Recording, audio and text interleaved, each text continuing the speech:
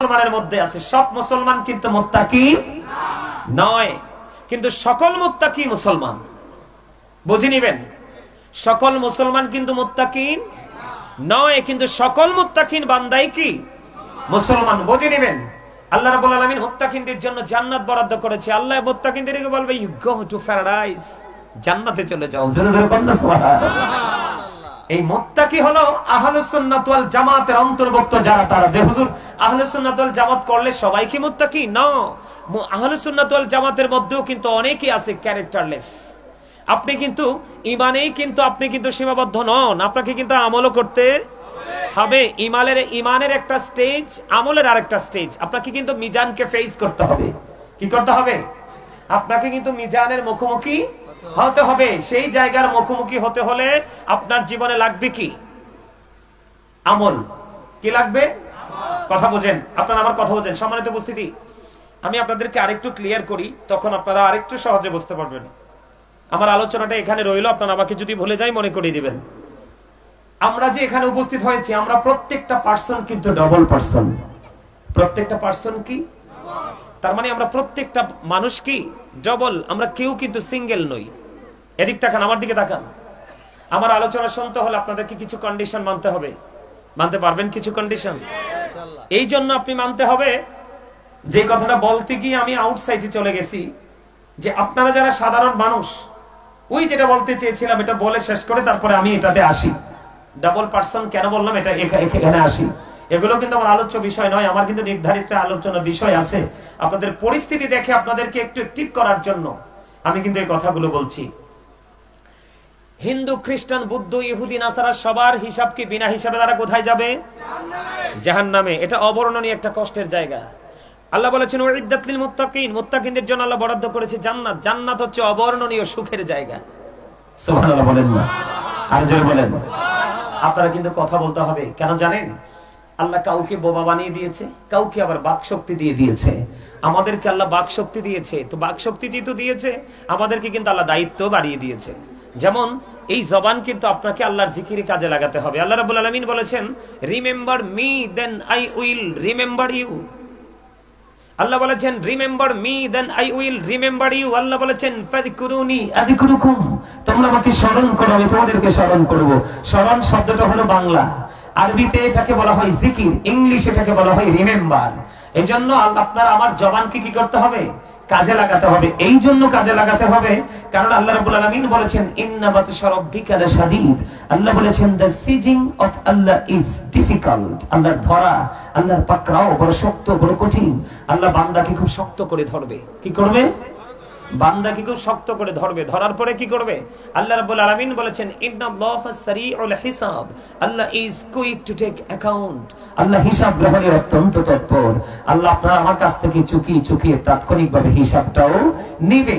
যেহেতু জবান দিয়েছে, সেটার হিসাব আল্লাহর কাছে দিতে হবে। এখন জিকিরটাকে আমি সংক্ষিপ্ত আকারে বলি। সুবহানাল্লাহ বলেছেন জিকির, আলহামদুলিল্লাহ বলেছেন জিকির। কারণ আলহামদুলিল্লাহ বেশি বেশি পড়বেন, যত আলহামদুলিল্লাহ পড়বেন আল্লাহ আপনার তত কাছে চলে আসবে। সুবহানাল্লাহ। কারণ হচ্ছে অল প্রেজ ইজ টু আল্লাহ, সমস্ত প্রশংসা আল্লাহর জন্য।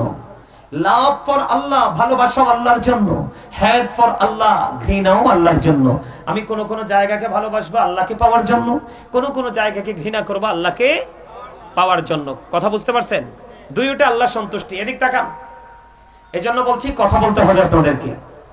যেটা বলতে চেয়েছিলাম, আপনি আমি ডবল পার্সন। কি? এদিকে দেখান। এই যে মাথা থেকে পা পর্যন্ত আমার এই বডিটা, এটার নাম হলো মানুষ। এটার নাম কি? বাংলাতে আমরা মানুষ বলি। যদি আল্লাহর কোরআনের ভাষায় বলি, এটাকে কখনো আল্লাহ কোরআনে বলেছেন নাস, আবার কখনো বলেছেন ইয়া আইয়ুহাল ইনসান। খেয়াল করেন, ইংলিশে যদি আমি এটাকে বলি, কখনো বলা হয় ম্যান, আবার কখনো বলা হয় পার্সন। তাই না? এটা হলো কোন মানুষ? মাথা থেকে পা পর্যন্ত এই বডিটা, এটা হলো এই মানুষ। এই মানুষটার ভিতরে আরেকটা মানুষ আছে, যেটাকে বাংলাতে বলা হয় আত্মা। বাংলাতে কি বলা হয়? আত্মা। ইংলিশে এটাকে বলা হয় সোল, আরবিতে এটাকে বলা হয় রূহ। আল্লাহ রাব্বুল আলামিন বলেছেন say the soul is the order of my Lord. আল্লাহ বলেছেন কওলির রূহু মিন আমরি রাব্বি। First tense present tense, future tense, অতীত আলমে আরোহা রুহের জগৎ, বর্তমানে এই পৃথিবী, ভবিষ্যৎ হলো আপনার বর্জখী জীবনের ফার্স্ট স্টেজ থেকে একদম শেষ পর্যন্ত, মানে কবর থেকে একেবারে ওই হাসর পর্যন্ত, কিয়ামত পর্যন্ত। তাহলে কথা বুঝে নেবেন। কিন্তু আল্লাহ বলেছেন, say the soul is the order of my Lord. আত্মাটা হলো আল্লাহর ওয়ার্ডার, জাস্ট আল্লাহর একটা নির্দেশ। আত্মার কিন্তু কোনো ক্ষয় নেই, আত্মার কোনো বিনাশ নেই, আত্মার কোনো মরণ নেই। এটা শুধু স্টেজ প্লেসটাকে চেঞ্জ করে, স্থান পরিবর্তন করে। কি করে? এটাকে শুধু স্থান পরিবর্তন করে। তাহলে এবার বোঝেন, আমি একদম ক্লিয়ার করে দিচ্ছি আপনাদেরকে। আমরা যখন মরে যাব, আমরা যখন কি করব?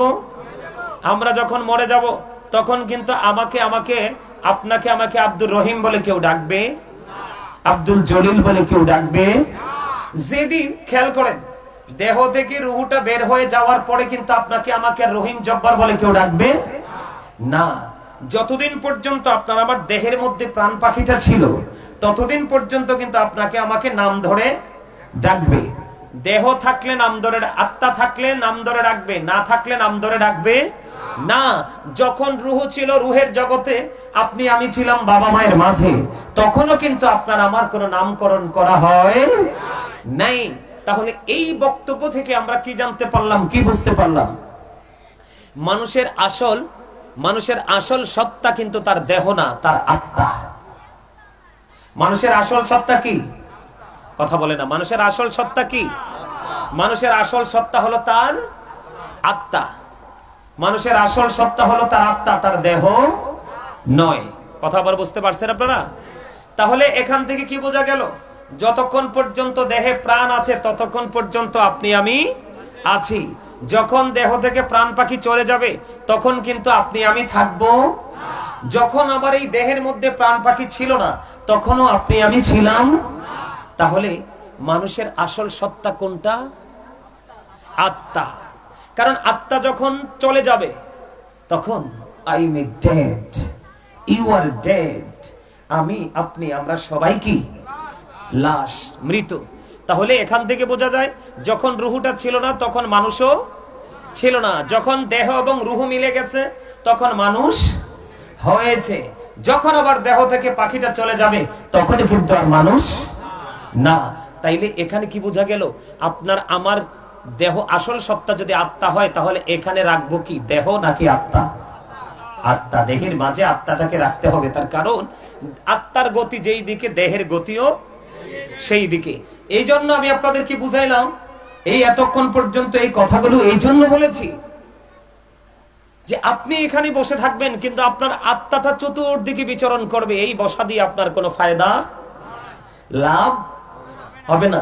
এখন আমাদের দেশে নামাজি আছে, দানবীর আছে, রোজাদার আছে, অনেক কিছু করে, কিন্তু তার যে প্রকৃত যে ক্যারেক্টার, চরিত্রের প্রয়োজন, এই চরিত্রটা কিন্তু তার মধ্যে নেই। তার কারণ হলো সে আমল করেছে ঠিকই, কিন্তু তার রুহের প্রশান্তি আসে নাই। কথা বুঝতে পারছেন আমার? তাহলে এখানে আপনাকে কি রাখতে হবে? মনটা রাখতে হবে। মনটা রেখে যদি আলোচনা শুনতে পারেন, আজকে যতটুকুই বসেন, ততটুকুই আপনার সারা জীবনের জন্য, প্রেজেন্ট এন্ড ফিউচার, এই দুটোকে ব্রাইটনেস করার জন্য আপনার যা প্রয়োজন তা আপনি এখান থেকে নিতে পারবেন। এই জন্য আমি আপনাদেরকে বক্তব্যটা শুনিয়েছি। আমার কন্ডিশন মানতে হবে আপনাদেরকে যদি আলোচনা শুনেন। আমার ফার্স্ট কন্ডিশন হলো স্টপ ইউর মাউথ এভরিবডি, সকলের জবানকে বন্ধ রাখতে হবে।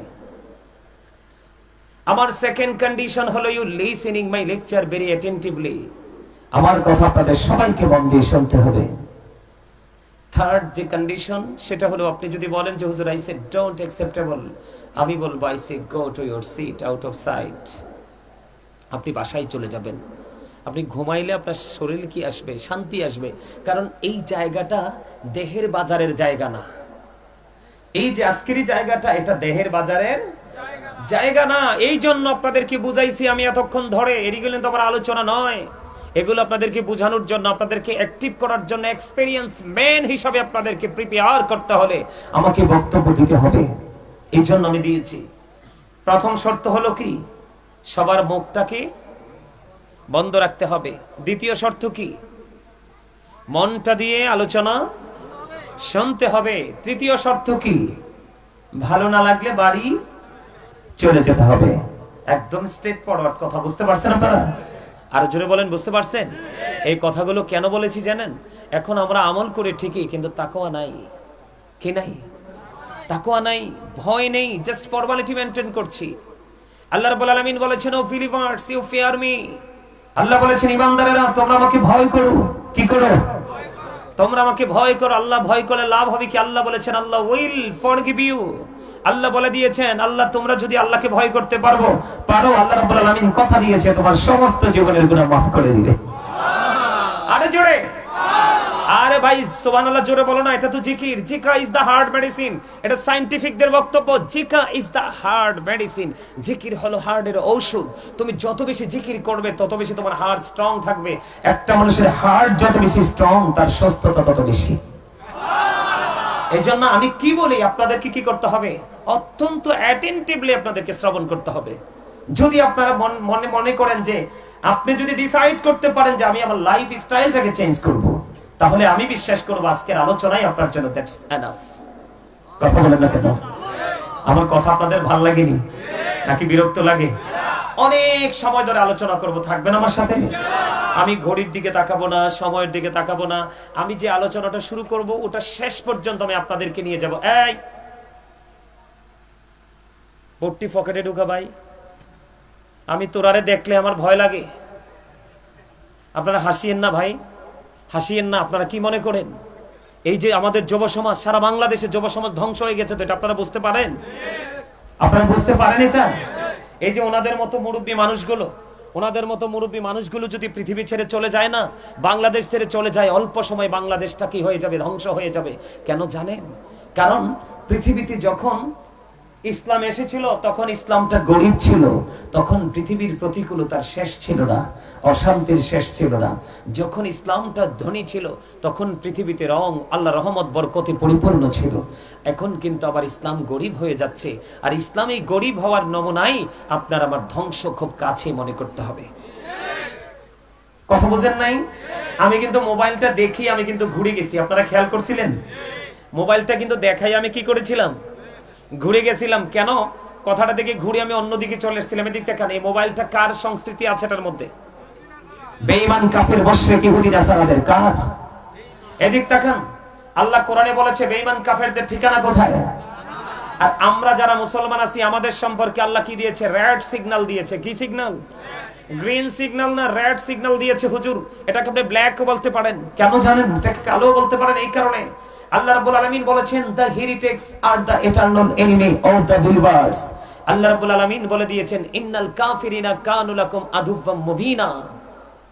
ও রামনগরের আমার ভাই, আমার বাবা, চাঁদপাড়ার আমার ভাই, আমার বাবা, যুবক হৃদয়ের জানালা খুলে শোনো রে, আমার আল্লাহ বলে দিয়েছে বেঈমান কাফেরেরা তোমাদের প্রকাশ্য শত্রু। তুমি যদিও মুখে বলো তাকে ভালোবাসি না, কিন্তু বাস্তবে তুমি তার কালচারটাকে নিজের মধ্যে প্রতিষ্ঠিত করেছো। ভুল বলেছি? ছেলেগুলার মাথার চুল কাটার স্টাইল দেখবেন আপনি ইহুদিদের স্টাইল, যেটা কোরআন সুন্নাহ দিয়ে কোনো আলেম এটাকে বৈধ বলতে পারবে না। আমাদের ছেলেদের দাড়ি রাখার স্টাইল পুরো নেইমার মেসিদের স্টাইল। কারণ তুমি বুঝো না তোমার দাড়ি রাখা সুন্নাত, আর নেইমারের স্টাইল হলো তোমার সুন্নাতকে কলঙ্কিত করা। তুমি কেন বুঝতেছো না? তুমি তো স্টুপিড কেন? তুমি তো মুসলমান। তুমি কি জানো আল্লাহ রাব্বুল আলামিন তোমাকে নিয়ে কি বলে? তুমি সূরা ইনফিতরে ঢুকে দেখো, আল্লাহ বলেছেন ফি আইয়ি সূরাতিন মা শাআ রাক্কাবা।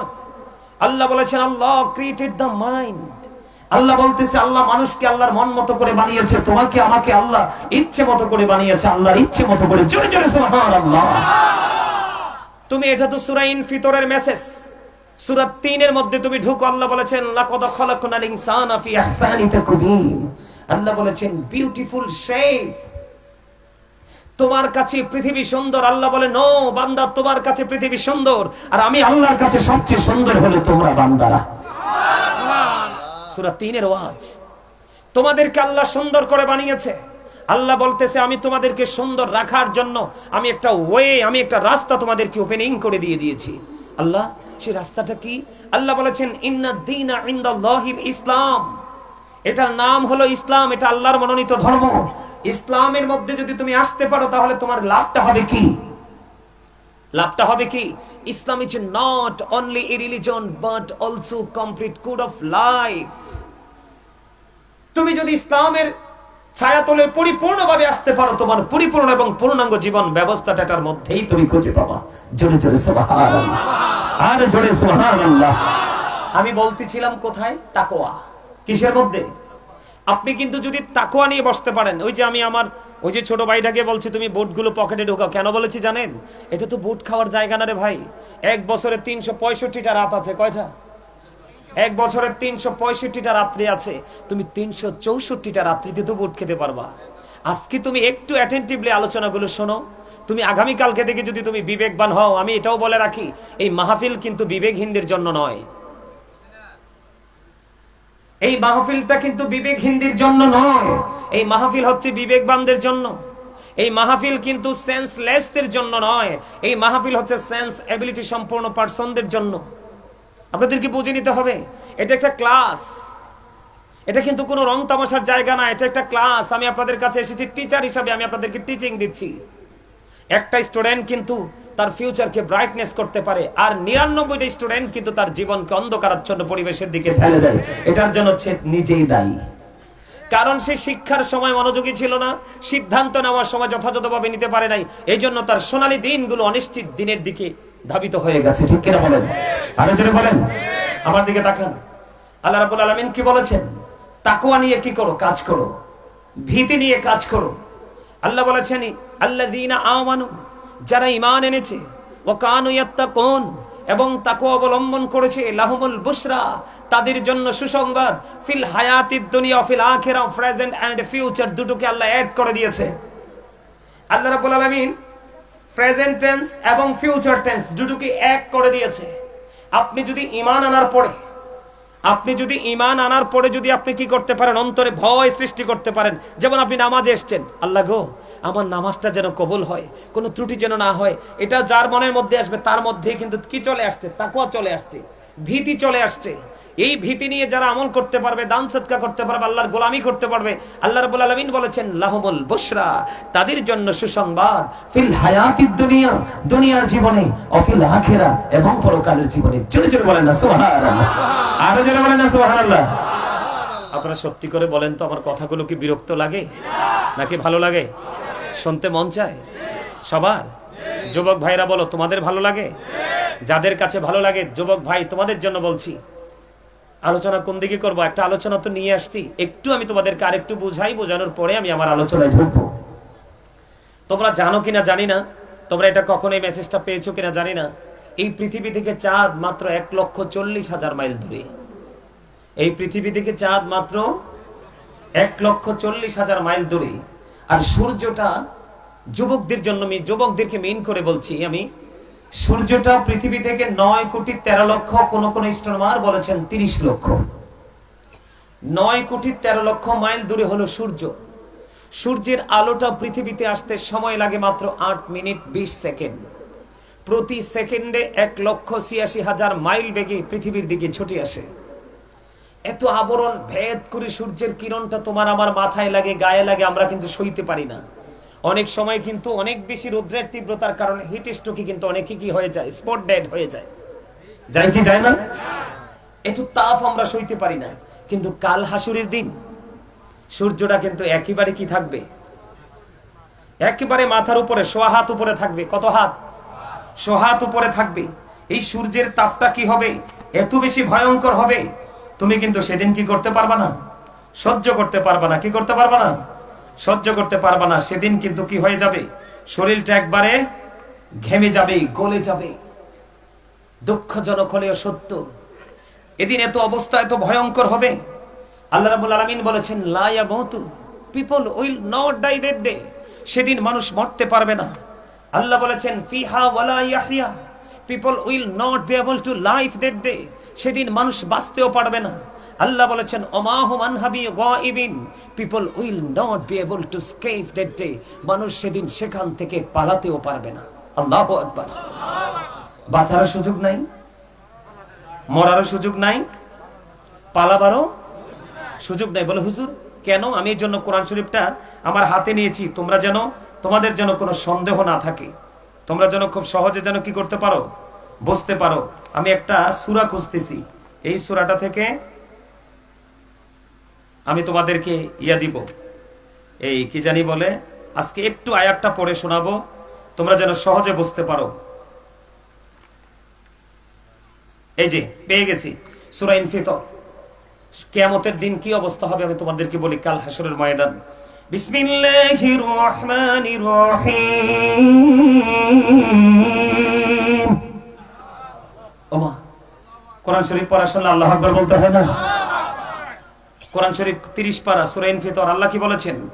ইদাস সামাউ ফাতারাত ওয়া ইদাল কাওয়াকিবু তাথারাত وإذا البحار فجرت وإذا القبور بعثرت علمت نفس ما قدمت وأخرت জুড়ে জুড়ে বলেন আল্লাহু আকবার, আরো জোরে বলেন আল্লাহু আকবার। তিনটা, প্রথমের যে তিনটা আয়াত অত্যন্ত সেনসিটিভ। আল্লাহ বলেছেন ইদাস সামাউ ফাতারাত وإذا الكواكب انتثرت وإذا البحار فجرت। আল্লাহ রাব্বুল আলামিন বলে দিয়েছেন বন্ধু, কিয়ামতের দিন আকাশটা ভেঙে চলে যাবে, তারকাগুলো ঝরে ঝরে পড়বে, সমুদ্র সেদিন উদ্বেলিত হয়ে যাবে। আল্লাহ বলেছেন ওয়াইদাল কুবুর বুসিরাত আলিমাত নাফসুম মা কদ্দামাত ওয়া আখরাত। কবর সেদিন ওপেন হয়ে যাবে রে, সেদিন তুমি আমি আমরা কে কি করেছি আর কি করিনি প্রত্যেকেই আপনার আমার চোখের সামনে একদম প্রেজেন্ট থাকবে, আমরা দেখতে পারবো, জানতে পারবো। জোরে জোরে কোন আল্লাহু আকবার। আকাশটা ভেঙে চুরে যাবে, তারকাগুলো ঝরে ঝরে পড়বে, সমুদ্র সেদিন উদ্বেলিত হয়ে যাবে। সম্মানিত উপস্থিতি, এমন পরিস্থিতিতে কি অবস্থা হবে, সূর্য তো মাথার উপরে, ঘেমে যাবে, দুর্গন্ধময় হয়ে যাবে পরিবেশ। আপনি কি করবেন সেদিন? আপনার বাঁচার কোনো উপায় নেই। আল্লাহ রাব্বুল আলামিন জানিয়ে দিয়েছে, যুবক যারা যৌবনকালে তোমরা আমল করেছো, হাইয়া আলাস সালাহ শোনার পরে মসজিদে চলে গেছো, কি করেছো? আজকে মাহফিলে তোমরা চলে এসেছো মোবাইল ছেড়ে দিয়ে, মাঝে মাঝে দুনিয়ার কাজ, মাঝে মাঝে আল্লাহর গোলামি করেছো। এই সমস্ত যুবকদের জন্য আল্লাহ রাসূল খবর দিয়ে দিয়েছেন, ইয়াং বয়সে যারা আল্লাহর গোলামি করতে পছন্দ করেছো, তোমাদের জন্য মজার খবর হলো, কিয়ামতের দিনে তো ভয়ঙ্কর দিনে আল্লাহর আরশের ছায়ার নিচে যুবকদের, ওই যুবকদের প্রেমিকদের জায়গা হয়ে যাবে। এই ভয়ঙ্করতার মধ্যেও কিন্তু একটা নিয়ামতের খবর আমরা পেয়েছি, ঠিক কিনা বলেন? হাসরের ময়দান এত ভয়ঙ্কর হবে, একটা মেয়ে তার বাচ্চা প্রসবের আগেই তার বাচ্চাটা ঝরে যাবে, কিন্তু সেটা বলতেও পারবে না। আকাশটাকে আল্লাহ এমন ভাবে গুটিয়ে নেবে, আমরা লিখিত দপ্তর যেভাবে কাজ শেষে গুটিয়ে ফেলি না, গোছাই আলমারিতে ঢুকাই বা নিয়ে আসে, এরকম করি না? ঠিক লিখিত দপ্তর যেভাবে গোটানো হয়, আল্লাহ পৃথিবীকে এমন ভাবে আকাশটাকে গুটিয়ে নেবে। এই ভয়ঙ্করতার মধ্য দিয়ে আপনাকে আমাকে যেতে হবে, কিন্তু ওই ভয়ঙ্করতা থেকে বাঁচতে হলে আপনাকে কি করতে হবে? ইসলামের সুশীতল ছায়াতলে আসতে হবে। এখন আপনি যে আসবেন, ইসলামের সুশীতলে যে আপনি আসবেন, আসার জন্য তো রাস্তা হলো ইসলাম। এখন ইসলামটা বুঝতে হবে না? আরো জোরে বলেন, বুঝতে হবে কিনা? আরো জোরে বলেন।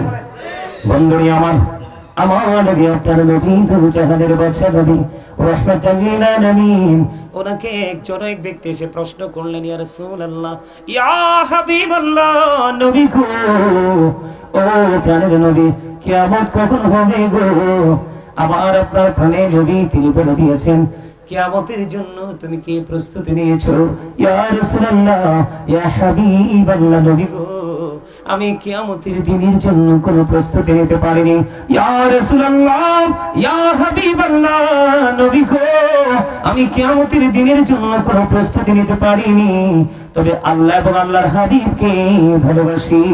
ও বন্ধু, আমার নবী সঙ্গে সঙ্গে জানিয়ে দিলেন, তুমি যাকে ভালোবাসো তার সাথে তুমি থাকবা।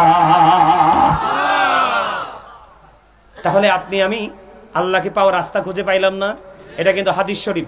এখন একটু কোরআন শরীফের দিকে আমি যাব। আল্লাহর কোরআনে আল্লাহ কি বলেছেন? আল্লাহ রাব্বুল আলামিন পবিত্র কালামে হাকিমে কি বলেছে জানেন? আল্লাহ বলেছেন, মাইয়ুতিউর রাসূলা ফাকাদ আতাল্লাহ। আল্লাহ বলেছেন he who obeys the absolute obeys of law, যেই ব্যক্তি রাসূলের নির্দেশ মানলো সে যেন আল্লাহর নির্দেশ মানলো। সুবহানাল্লাহ। আর যারা বলেন সুবহানাল্লাহ।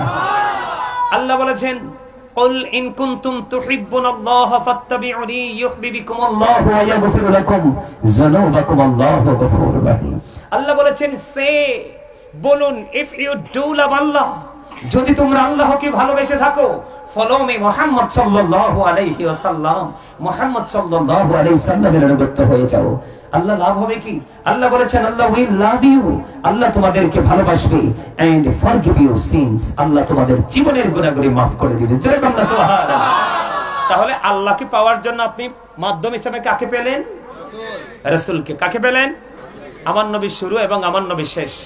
Hour prophet is the last prophet, আমার নবী শেষ নবী। ঠিক কিনা বলেন? আমার নবী কি? এখন ফার্স্ট টাইমে নবীজি কি বলেছেন? I was A profit when Adam was mixture of water and mud, আমি ওই সময় নবী যখন আদম ছিল কাদা মাটির মাঝে।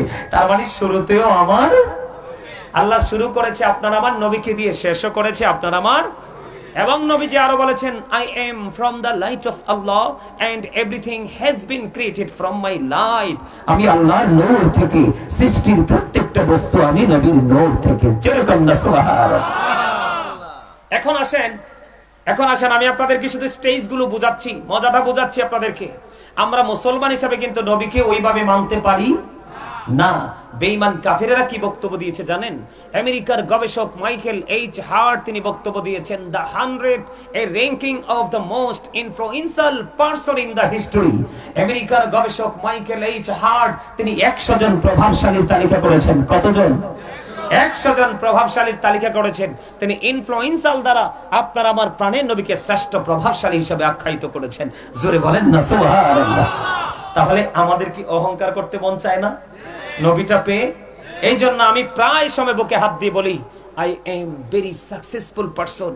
আপনাদেরকে বলবো যদি সত্যিকারের নবী প্রেমিক হন, আপনাদেরকে বলবো ইউ আর ভেরি সাকসেসফুল। আরে জোরে কোন আলহামদুলিল্লাহ। আপনারাও সফল, কারণ নবী প্রেম আছে বলে আল্লাহ পাওয়ার জন্য আসছেন। এই গেল একটা। এবার আমি বেঈমানদের বক্তব্য আপনাদেরকে আরেকটু কোট করে দিচ্ছি, খেয়াল করবেন। বেঈমানেরা কি বলে জানেন? হযরত মুহাম্মদ সাল্লাল্লাহু আলাইহি সাল্লাম was born in Arab country, উনি পৃথিবীতে আগমন করেছেন মক্কাতে। ঠিক কিনা বলেন? His father's name was Abdullah, his mother's name was Amina, his father said died before he was born, he lost his mother in his childhood, he was very truthful। আওয়াজ করে বলেন আল্লাহু আকবার। সবচেয়ে বেশি মজা লাগে আমার কাছে যখনই শুনলাম যে হি ওয়াজ ভেরি ট্রুথফুল, আপনার আমার নবী ছিলেন শ্রেষ্ঠ সত্যবাদী। আরে যেরকম না সুবহানাল্লাহ। আর আমরা হলাম মিথ্যাবাদী। কথা কি বাস্তব না? আপনি আছেন চানপাড়া, কোথায়? আপনি আছেন চানপাড়া, যেতে হবে আপনাকে কোথায়? কুমিল্লাতে। আপনি কিন্তু বন্ধুর মন খুশি করার জন্য বলছেন আমি আছি কোথায়? বরিচং। কি এরকম বলে না? নবীজি বলেছেন আমি আমার উম্মতগুলোকে বাজায় ধরে ধরে জাহান্নাম থেকে বাঁচাইতে চাই, কিন্তু আমার উম্মতগুলো আমার হাত ফসকে জাহান্নামে চলে যায়। তার মানে আমার নবীজি এটা বুঝিয়েছেন আমি আমার উম্মতকে জান্নাতে যাওয়ার জন্য, বাঁচার জন্য যত রাস্তা সবগুলো আমি ওপেনিং করে দিয়েছি, তাদেরকে আইডেন্টিফাই করে দিয়েছি, কিন্তু তারা এটাকে ক্রস করে মনমতো পথে হাঁটে, এই জন্যই তারা জাহান্নামী হয়। ঠিক কিনা বলেন?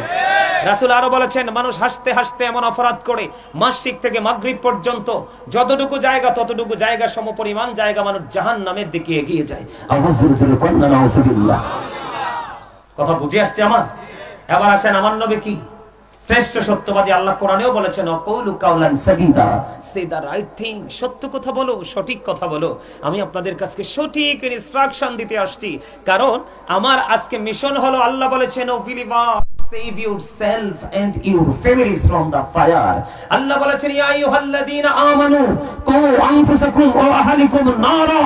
আল্লাহ ঈমানদারদেরকে ডেকে বলেছেন ও believers save yourself and your families from the fire। আল্লাহ ঈমানদারদেরকে ডেকে বলেছেন তুমি জাহান্নাম থেকে বাঁচো, তোমার পরিবারকেও জাহান্নাম থেকে বাঁচাও। আমি আজকে আপনাদেরকে জাহান্নাম থেকে বাঁচাতে এসেছি। আলহামদুলিল্লাহ বললেন না? আলহামদুলিল্লাহ বললেন না? ডক্টর আহমদ পিয়ারা বাগদাদি পীর সাহেব কেবলা নাম শুনছেন আপনারা?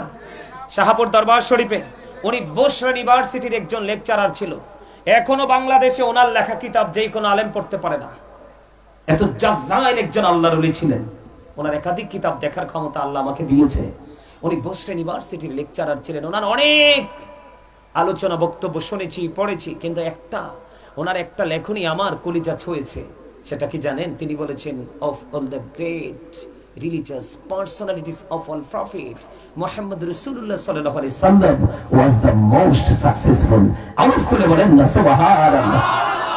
তিনি বলেছেন পৃথিবীতে যত নবী রাসূল এসেছে সকল নবী রাসূলের মধ্যে আপনার আমার নবী রাজনীতি থেকে ইমামতি থেকে রাজনীতি, প্রত্যেকটা জায়গায় আপনার আমার প্রাণের নবী সফল। কিন্তু আমার নবী সফল হলেও আমরা কিন্তু এখনো সেই রকম ভাবে সফল হতে পারি। ওই যে বলেছি মুসলমানের হবে ৭৩টা দল। কয়টা দল? হিন্দু খ্রিস্টান বৌদ্ধ বিনা হিসেবে অনন্তকাল জাহান্নামে থাকবে। মুসলমানের কয়টা দল হবে? ৭৩টা দল। এর মধ্যে ৭২টা যাবে জাহান্নামে। একটা দল সম্পর্কে নবীজি জান্নাতের ঘোষণা দিয়ে গেছেন। জান্নাতে একটা দলকে নবীজি বলে গেছেন, সেই দলটার নাম হলো আহলুস সুন্নাহ ওয়াল জামাত ইজ দ্য বেস্ট পার্টি। আওয়াজ করে কোন আল্লাহু আকবার। আমরা সেই আহলুস সুন্নাহ ওয়াল জামাতের অন্তর্ভুক্ত, তাই না? নবীকে ভালোবাসি তো, নবীর কদমে দুরুদ ও সালাম দেই তো, নবীজিকে নূর মানি তো। হ্যাঁ, নবীজি নূর না মাটি? কথা বলেন, আপনারা মন থেকে বলছেন? আসলে নবীজি নূর, কিন্তু নূরের অর্থ বুঝে না, এই জন্য তার মাথা গরম হয়ে যায়। নূর হলো আরবি শব্দ, বাংলাতে এটাকে বলা হয় আলো, ইংলিশ এটাকে বলা হয় লাইট। আচ্ছা আপনারা বলেন, আমার নবী আসার পরে পৃথিবীকে অন্ধকার হয়েছে না আলোকিত হয়েছে? তো আলোকিত আলো যদি আসলে অন্ধকার চলে যায়, এই আলোটাই তো নূর।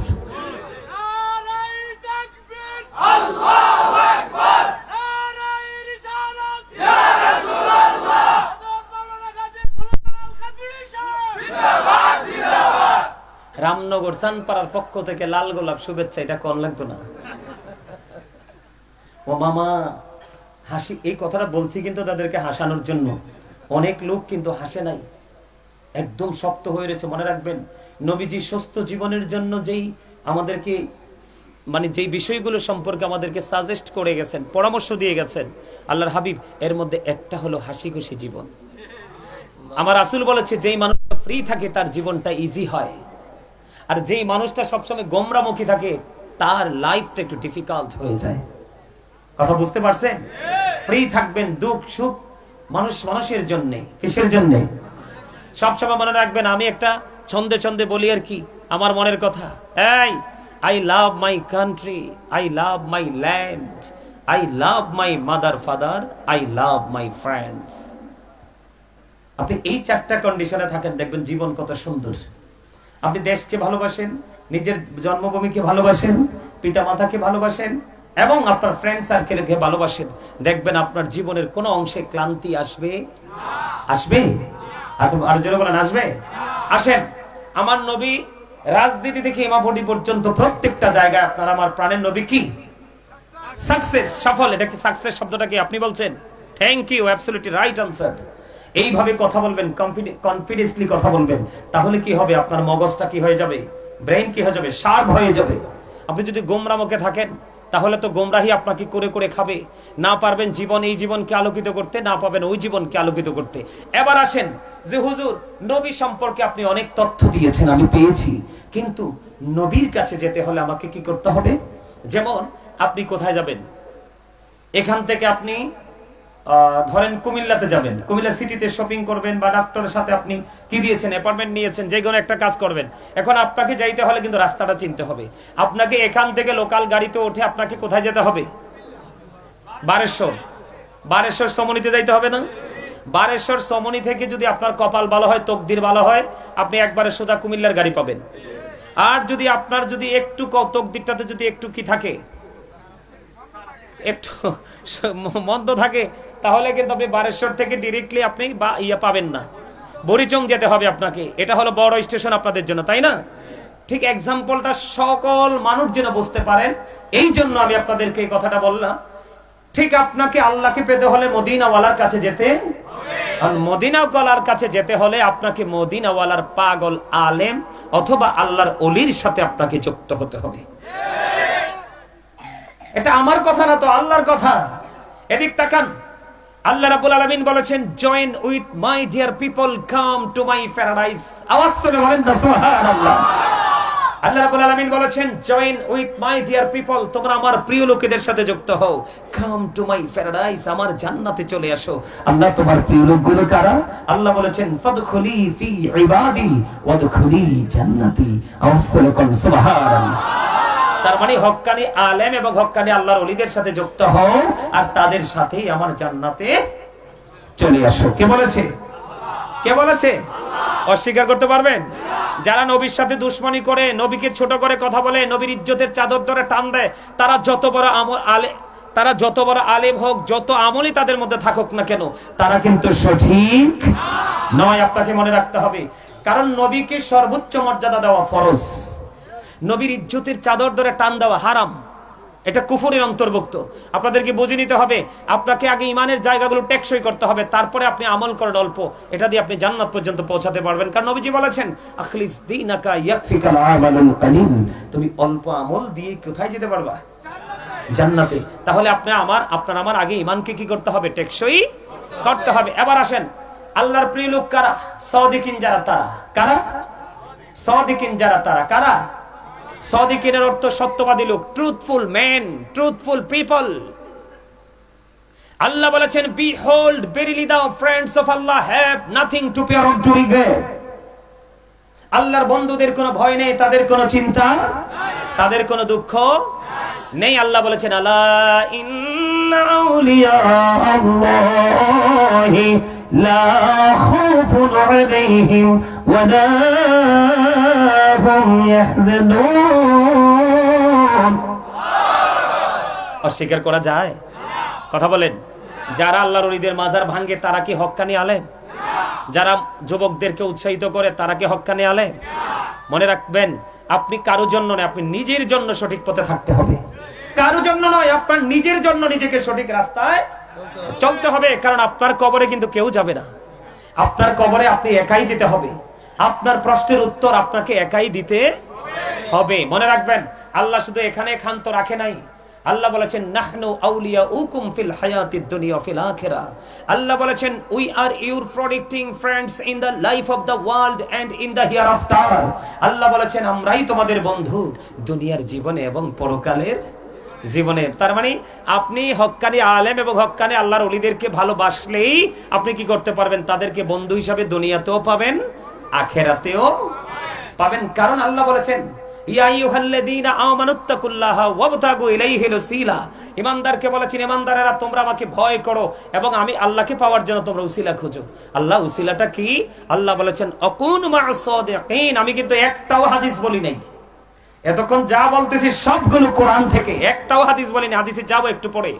আপনার বিরক্ত হচ্ছেন না আপনারা, নাকি ভাল লাগতেছে? আমার কাছে কিন্তু অসাধারণ লাগতেছে।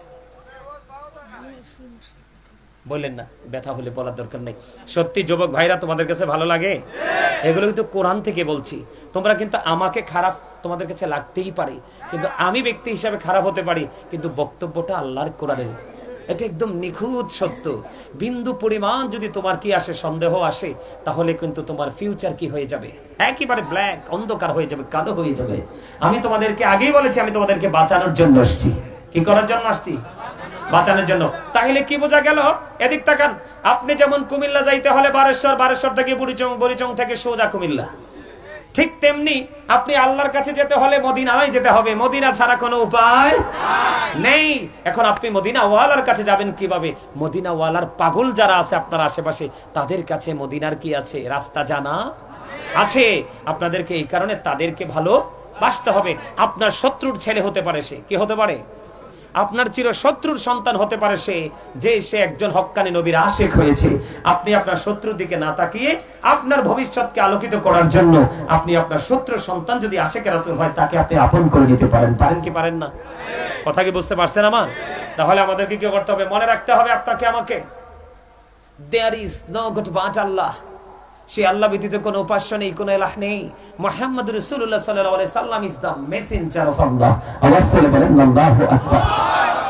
এদিকে থাকা নবীজিকে বোঝানোর জন্য, মানে নবীজির সম্মান, ইজ্জত, মর্যাদা কত বেশি আপনাদেরকে বোঝানোর জন্য বলছি। কারণ হয়তোবা আমার জীবনে এখানে আর আশা নাও হতে পারে। আজকের আলোচনা যেন চির অমর হয়ে আপনার কলিজায় থাকে, সেই জন্য বলছি।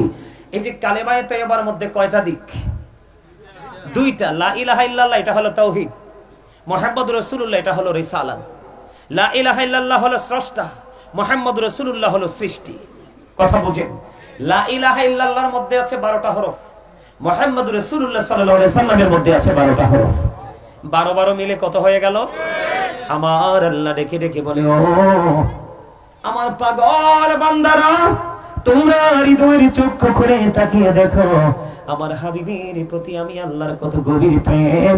আমি কালেমার মধ্যে 24টা হরফ রেখেছি, 12টা হরফ আমি আল্লাহর জন্য আর 12টা আমার হাবিবের জন্য। 12 মিলে হয়ে গেল 24টা হরফ। আমার আল্লাহ কই?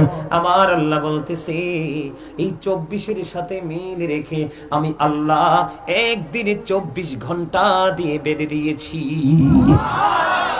কি গভীর প্রেম, আপনারা খেয়াল করছেন? একটু বুঝেন নবীর মর্যাদা।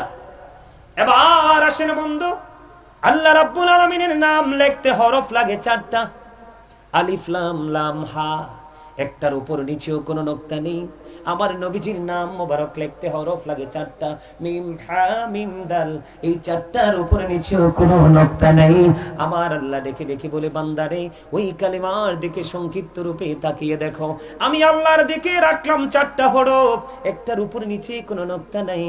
আমার হাবিবের নামের মধ্যে রাখলাম 4টা হরফ, এই 4টার উপরে নিচেও কোনো নোক্তা নাই। এই 4 মিলে হলো 8। এই আমি এই জন্য তোমাদের জন্য বানিয়ে দিলাম 8টা জান্নাত। তোমরা যে যেভাবে পারো যে কোনো জান্নাত যে কোনো একটা দখল করে নাও। তবে নবীজি জানিয়ে দিয়েছে, আমার উম্মতেরা যখন তোমরা তোমাদের মালিকের কাছে জান্নাত চাইবে, তখন তোমরা জান্নাতুল ফেরদাউস চাইও। কি গভীর প্রেম আমার রাসূলের সাথে আল্লাহর, কি গভীর প্রেম দেখছেন?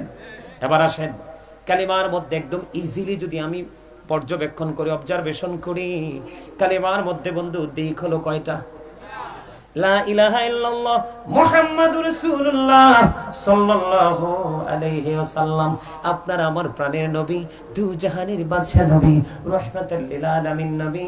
ও বন্ধু, একদিকে আল্লাহ একদিকে আল্লাহর হাবিব, কালিমার মধ্যে 2টা দিক।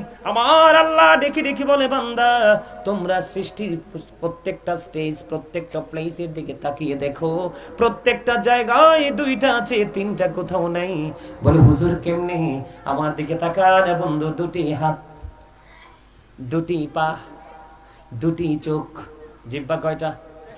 ওমা, জিহ্বা বলে একটা। আরে এটা যেটা এটা তো 1 নাম্বারটা আউট। আপনি সুদের টাকা হোক, ঘুষের টাকা হোক, সিটারের টাকা হোক, বাটপারের টাকা হোক, বাবুর্চি যদি ভালো হয়, রান্না যদি ঠিকঠাক হয়, দেখবেন খালি বর্ডার ক্রসিং করবে। এটার কাজ হলো এটা, স্বাদ টেস্ট করা। কি করা? আর ভিতরে একটা আছে আলা জিহ্বা, ওইটা না থাকলে কথাই বলা যায় না। জিহ্বা কয়টা?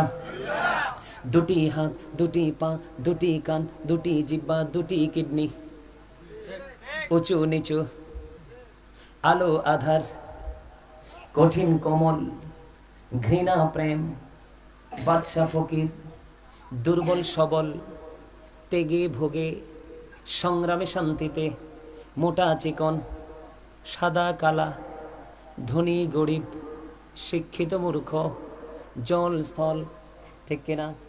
প্রত্যেকটা জায়গায় গেলে আপনি 2টি পাবেন, নিচে আছে জমিন, উপরে আসমান, ঠিক কিনা বলেন?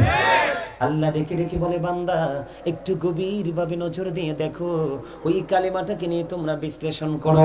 ওই কালিমায়ে তাইয়্যিবা লা ইলাহা ইল্লাল্লাহ মুহাম্মাদুর রাসূলুল্লাহ সাল্লাল্লাহু আলাইহি ওয়াসাল্লাম, ওটাকে নিয়ে তোমরা অবজারভেশন করো, গবেষণা করো, দেখবা তোমরা আমার হাবিবের সাথে আমার কত গভীর প্রেম। তোমরা উম্মতেরা নবীকে ভালোবেসে যাও, প্রাণ উজাড় করে ভালোবাসো, আমি আল্লাহ অটোই তোমাদের হয়ে যাব। এটা আল্লাহর কথা, কার কথা? বলে হুজুর এক্সাম্পল চাই বন্ধু। দাইলামি শরীফের মধ্যে এসেছে হাদিস খানা, হাদিসের নবী হলেন হযরতে আনাস রাদিয়াল্লাহু তাআলা আনহু। আপনার আমার প্রাণের নবী, তিনি বলে দিয়েছেন, কেউ যদি মদিনার নবীর সাথে প্রেমের ডুরি লাগাইয়া প্রতিদিন যদি কেউ নবীকে মহব্বত করে 1000 বার যদি দরুদ পড়তে পারো, আমার নবীজি বলেছেন জান্নাত না দেখা পর্যন্ত তোমার মরণ হবে না। ভালোবাসতে আপনার লোক নবীরে, তাহলে নবীকে আমরা ভালোবাসবো তো? আপনারা আপনাদের সন্তানদেরকে নবীর প্রতি প্রেম লাগাই দিবেন তো? আরো জোরে বলেন, সবাই লাগাইতে রাজি তো নাকি না লাগাবেন? সবাই রাজি? আরো জোরে বলেন, সবাই নবীকে ভালোবাসতে রাজি আছেন? যদি নবীকে ভালো না বাসেন তাইলে কিন্তু আপনার উপায় থাকবে না। থাকবে? সম্মানিত উপস্থিতি, আমি আজকে একটা বিষয় নিয়ে আলোচনা করব। ওই বিষয়টা নিয়ে আলোচনা করার জন্য আমি আপনাদের সামনে উপস্থিত হয়েছি। আপনাদের কাছে কতটুকু আমার এই আলোচনাটা ভালো লাগবে আমি জানি না, তবে আপনারা একটু হৃদয় দিয়ে আপনি কি করবেন, আলোচনাটা শুনবেন। শুনবেন তো? আরো জোরে বলেন, আরো জোরে। বন্ধুরে আমার দিকে তাকান। আমাদের বাংলাদেশের মধ্যে এখন একটা স্ট্র্যাটেজি বন্ধু চালু হয়ে গেছে। খেয়াল করবেন, নিজের পকেটে টাকা থাকার পরে অন্যের পকেটের চা খাইতে পছন্দ করে। বুঝে নেবেন কথাগুলো, আমি অপশনগুলো আপনাদের সামনে তুলে ধরেছি। এই আপনাদের কি কোনো সমস্যা? আপনারা না, ওই যে দাঁড়াই রয়েছেন, আপনাদের কোনো সমস্যা? আমার হাসি দিয়া দাও, দাঁত তুমি 16টা দেখাই রাখছো ভাই, নিচে বসো, বসো বসো। না এটা না, এটা না, এডি জান্নাতের বাগান কিন্তু এটা কিসের বাগান? কথা বলেন, কিসের বাগান? আমার দিকে তাকানো বন্ধু, আমি কি বলতে চাই আপনাদেরকে,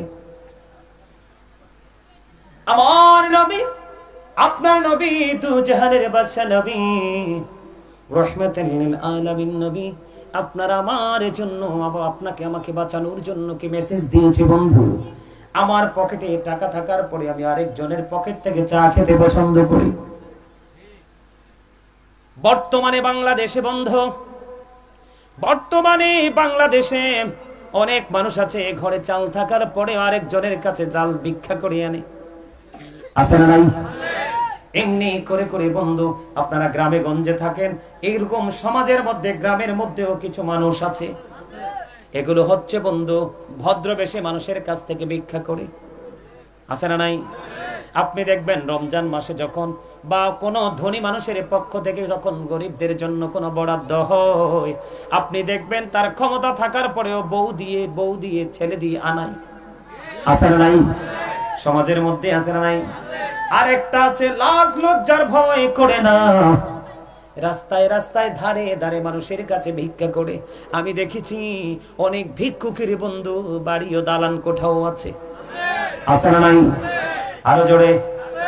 আমাদের বাংলাদেশে বিশেষ করে সুন্নি জামাতের কোন আলেম নয়, আপনারা চিনতে পারবেন, আপনারা বুঝতে পারবেন। অন্য ঘরানার আলেম অনেক দেখেছি আমি বন্ধু, মাদ্রাসার নাম করে, প্রতিষ্ঠানের নাম করে ওই রাস্তায় দিয়ে দিয়ে বাচ্চাদেরকে দিয়ে ভিক্ষা করায়। আপনারা দেখছেন কিনা জানি না। আহলুস সুন্নাত ওয়াল জামাত, আহলুস সুন্নাত ওয়াল জামাতের কোন শিক্ষক কোনদিন ছাত্রকে রাস্তায় নামায় না। আমি বাস্তব বলছি কিনা মিথ্যা বলছি বলেন? এই জন্য বলেছি বন্ধু, এই আলোচনাটা আমি অনেক আগেই করেছিলাম, এই আলোচনাটা আজকে আপনাদের জন্য নিয়ে এসেছি। কতটুকু আপনাদের কাছে বন্ধু গ্রহণযোগ্য হবে আমি জানি না। আমার নবী আমাদেরকে অ্যালার্ট করে গেছেন, সতর্ক করে গেছেন। এই জন্য আমি আপনাদেরকে বলবো বন্ধু, আপনারা আমার প্রাণের নবী, তিনি বলে দিয়েছেন। হযরতে আবু হুরায়রা রাদিয়াল্লাহু তাআলা আনহু থেকে হাদিস খানা বর্ণিত, গভীরভাবে খেয়াল করেন। আপনারা আমার প্রাণের নবী হযরতে আবু হুরায়রা রাদিয়াল্লাহু তাআলা আনহু থেকে হাদিস খানা বর্ণিত। আপনারা আমার প্রাণের নবী, দু জাহানের বাদশা নবী, রাহমাতুল লিল আলামিন নবী, তিনি বলে দিয়েছেন, তোমাদের হাতে দা নাও অথবা কুড়াল নাও, যেই কোনো কিছু নাও, নিয়ে তোমরা রশি নিয়ে তোমরা পাহাড়ে চলে যাও। তোমরা পাহাড়ে চলে যাও, পাহাড় থেকে লাকড়ি কেটে কেটে, কাঠ কেটে কেটে তোমরা বেঁধে নিয়ে আসো, আর বেঁধে তোমরা হাট বাজারে বিক্রি করো। বিক্রি করে করে তোমাদের জীবিকা উপার্জন করা অনেক বেশি উত্তম রে, একজন মানুষের কাছ থেকে খুঁজে নেওয়ার চাইতে। জোরে জোরে কন্যা সুবহানাল্লাহ। ও রামনগর চাঁদপাড়া গ্রামের আমার ভাই, আমার বাবা, হৃদয়ের চান করে শোনো গো, আজকে কেউ তোমরা ঘুমিও না। আমি তোমাদের কাউকে আজকে বিরক্ত করে আলোচনা করব না, কারণ আমার নবীজি জানিয়ে দিয়েছে, মুসল্লিরা যখন বিরক্ত হয়ে যাবে তখন আলোচনা করো না, জাস্ট সাইলেন্ট হয়ে যাবে, বন্ধ করে দিবে। জোরে জোরে কন্যা সুবহানাল্লাহ। আমি এই বিষয়টা নিয়ে একটু আলোচনা করতে চাই, আপনারা শুনবেন নি? আপনারা শোনার দরকার আসেনি? এখন বন্ধু নারীরাও সেই ব্যবসা শুরু করে দিয়েছে, নাই বলে আরেকজনের কাছ থেকে নিয়ে এসে আর দেয় না। এটা আবার আপনি পেঁয়াজ বলতে পারেন, রসুন বলতে পারেন, আদা বলতে পারেন, তৈল বলতে পারেন, চাল বলতে পারেন, ডাল বলতে পারেন, 500 টাকা বলতে পারেন, 1000 টাকা বলতে পারেন, 5000 টাকা বলতে পারেন, প্রকাশ্যে বলতে পারেন ও প্রকাশ্যে বলতে পারেন। কেউ যদি এমন করে থাকেন, আমি আপনাদেরকে বলে যাই, আমার নবীজি এই কারণে বলেছে, তুমি লাট নাও, দাও করাত হাতে নাও, কুড়াল হাতে নাও, তোমার হাতে তুমি রশি নাও, রশি নিয়ে সুদূর পাহাড়ে তুমি চলে যাও, পাহাড় থেকে তুমি লাকড়ি কেটে আনো, লাকড়ি কেটে এনে তুমি বাজারে বিক্রি করো, বিক্রি করে তুমি তোমার ফ্যামিলি পরিবারের চাহিদা মেটাও, এটা তোমার জন্য অনেক উত্তম। ইয়া রাসূলুল্লাহ, ইয়া হাবিবাল্লাহ, নবী গো, ও প্রাণের নবী, কেন গো? এই কারণে এটা তোমার জন্য অনেক বেটার, কারণ তুমি যার কাছে চাইবে সে তোমাকে দিতেও পারে আবার নাও দিতে পারে। এটা আমার নবীর হাদিস। চাচা এদিকে আসেন, আরো কাছে এসে বসেন, আমার আকমালের দিক দিয়ে আসো, চেয়ারটা নিয়ে আসো, এদিকে বসে পাশে বসো। আমি আলোচনাটা সামনের দিকে এগিয়ে যাই, আসলে আশা করি মজা পাবেন, কারণ আমি আগেই বলেছি আজকের ওয়াজ বন্ধু বিবেকবানদের জন্য, বিবেকহীনদের জন্য নয়। আমি বিশেষ করে আজকে যুবকদেরকে দেখে বেশি খুশি হয়েছি, কারণ আমি ভাবছি বন্ধু বিভিন্ন জায়গায় গেলে মুরব্বীদের ঢল নামে যুবক পাওয়া যায় না। বন্ধুরে আমার, এই গেল একটা হাদিস, আর একটা হাদিস আমি আপনাদেরকে বলে বলে শোনাই।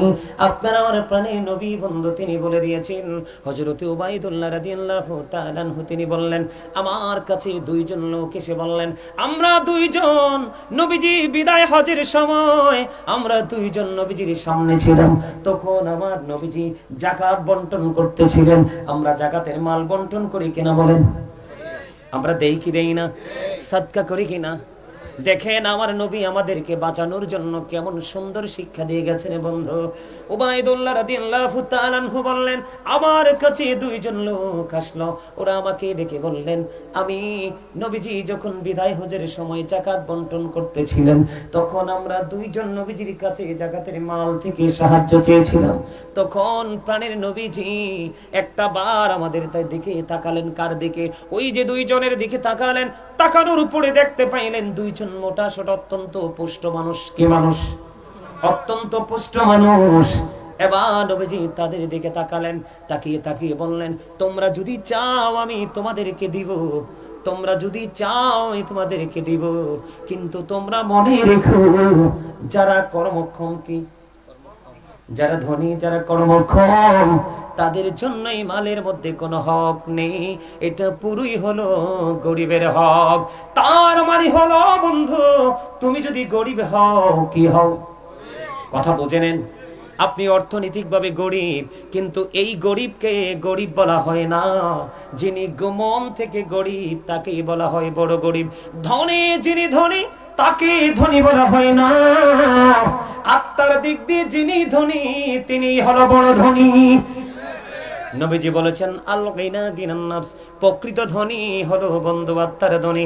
এই হাদিস থেকে আমরা বুঝতে পারলাম বন্ধু, এই হাদিস শরীফ থেকে আমরা বুঝতে পারলাম, এই হাদিস থেকে আমরা বুঝতে পারলাম, তুমি যদি অর্থ যদি তোমার কাছে কমও থাকে, কিন্তু তুমি অন্যের কাছে ভিক্ষা চাইও না, অন্যের কাছে সাহায্য চাইও না। তুমি তো কর্মক্ষম ব্যক্তি। একজন মানুষ যদি চায়, তার যে ছোট হোক বা বড় হোক, তার কর্মের দ্বারা কিন্তু তার সবকিছু পরিবর্তন করতে পারে। কথা বলেন, পারে কি পারে না? আরো জোরে বলেন, পারে কি পারে না? বন্ধু আমি আপনাদেরকে বলে দেই, আমার নবীজি বলেছেন, কারণ তারা দুইজন মোটা, তারা দুইজন পুষ্ট, তারা দুইজন দক্ষ, তারা কর্ম করতে পারবে। এই জন্য আপনার আমার প্রাণে নবীজি তিনি বন্ধু বলে দিয়েছে যে কর্মক্ষম ব্যক্তির হক এখানে নাই। জোরে কন্যা সুবহানাল্লাহ, আর জোরে বলেন না সুবহানাল্লাহ। বন্ধুরে আমার, আপনার আমার নবী আরো বলে দিয়েছেন বন্ধু, একজন ব্যক্তি ভিক্ষা করতেছে, কি করতেছে? একজন ব্যক্তি বন্ধু ভিক্ষা করতেছে, কিন্তু তার ঘরে ওই পরিমাণ সম্পদ আছে, যেই পরিমাণ সম্পদ থাকলে তার ভিক্ষা করার কোনো কি নাই, প্রয়োজন নেই। যদি ওই পরিমাণ সম্পদ থাকার পরে যদি সে ভিক্ষা করে, আমার দিকে তাকান, ভিক্ষা বলতে সাহায্য চাওয়া, কি চাওয়া? আপনার কাছে কিন্তু ওই পরিমাণ সম্পদ আছে, যেই পরিমাণ সম্পদ থাকলে ইসলামের ভাষায় তার কারো কাছে সাহায্য চাওয়া যাইবে না। যদি ওই পরিমাণ সম্পদ থাকার পরে যদি বন্ধু সে এই পরিমাণ সম্পদ থাকার পরে যদি বন্ধু সে ভিক্ষা করে, আমার নবীজি বললেন সে যেন আগুনের কয়লা ভিক্ষা করতেছে। জোরে জোরে বলুন নাউজুবিল্লাহ। ইয়া রাসূলুল্লাহ, ইয়া হাবিবাল্লাহ, নবী গো, ও প্রাণের নবী গো, কি পরিমাণ সম্পদ থাকলে ভিক্ষা করা যাবে না? কি করা যাবে না? কি পরিমাণ সম্পদ থাকলে ভিক্ষা করা যাবে না গো নবী? এবার নবী বলেছেন সকালের এবং বিকালের খাবার আছে, ওই পরিমাণ খাবার থাকলেও কারো কাছে ভিক্ষা করা যাবে? আর জোরে কোন কি আছে? সকালেরও খাবার আছে, কি আছে? সকালেরও খাবার আছে, বিকালেরও খাবার আছে। ওই পরিমাণ খাবার থাক যদি কারো কাছে থাকে রে, আপনারা মনে করেন না ওই যে রাস্তার ধারে ধারে স্টেশনে ঘুরি ঘুরি যারা ভিক্ষা করে বন্ধু, ওইটাকে ভিক্ষা বলে না। আপনার পকেটে 10টা টাকা আছে, কিন্তু আপনি চা 2টা খেতে পারবেন, কিন্তু আরেকজন আসলো, ভাই একটা চা খাওয়াস না, এটাও কিন্তু ভিক্ষার চাইতে কম না। কথা বলেন না? কি ভুল বললাম? কারণ আমার দিকে তাকান, আমার দিকে তাকান।